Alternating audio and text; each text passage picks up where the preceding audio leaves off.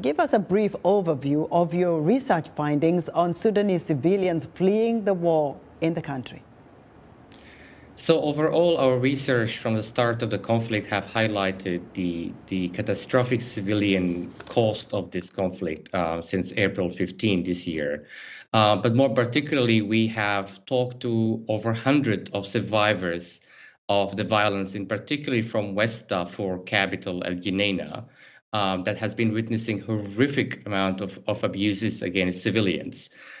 We definitely encountered accounts of survivors that remind us of the early stages of the Darfur conflict in 2003, when the former government under al-Bashir devised an ethnic cleansing campaign against the non-Arab communities in Darfur.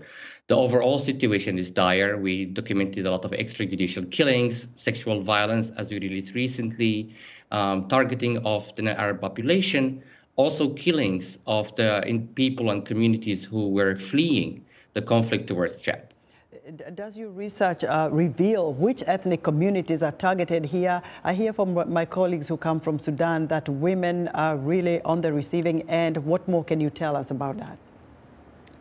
So when it comes to West Darfur, what we saw is a targeting particularly of men in these communities, which is the Massalit ethnic community within the non-Arab communities. The Massalit is the predominant community in West Darfur. They have been at the crosshairs similar attacks in the last years as well by the Rapid Support Forces and the Arab Allied militias. So men were targeted because they were either fighting, defending their communities, or with the perception of them being fighters. But definitely women and girls also received the brunt of that attack, in particular when it comes to the sexual violence cases we documented.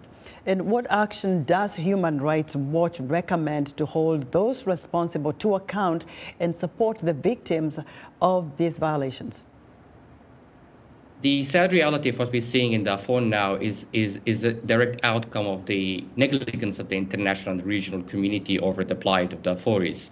So for once, we welcome the announcement from the International Criminal Courts opening the investigation into the recent events, but more should be done, including to see a movement at the level of the UN Security Council, imposing targeted sanctions on the leaders of these abuses, seeing the Human Rights Council, the UN in Geneva, allowing a mechanism that would investigate, document the abuses that committed in Darfur, and overall further allocation of resources for humanitarians, especially working in Eastern Chad, to provide services, including on sexual and reproductive health for the survivors of sexual violence.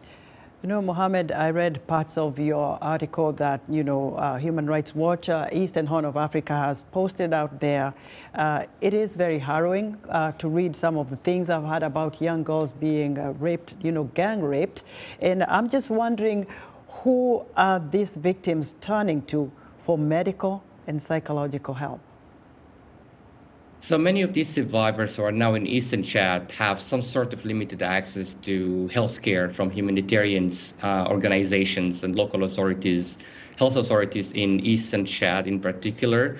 But I think it was very clear at that time that much more is needed. And this is why, just to reiterate the call around the need to allocate further resources, easier access to healthcare, sexual reproductive health and psychological support as well.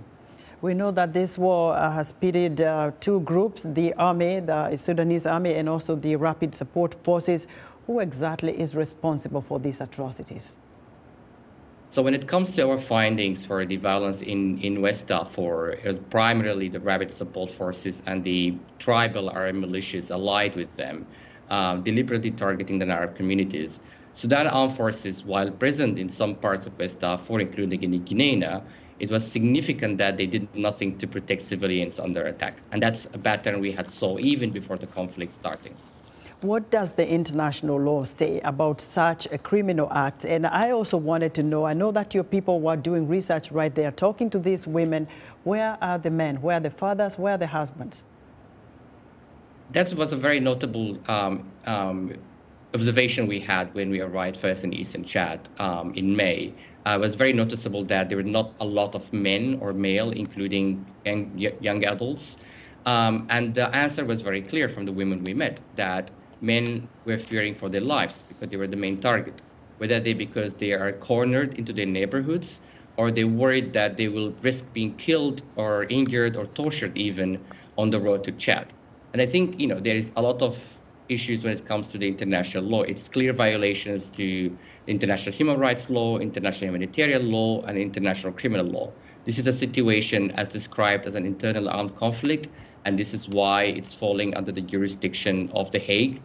But definitely based on the findings and evidence that we may be talking about also war crimes as well.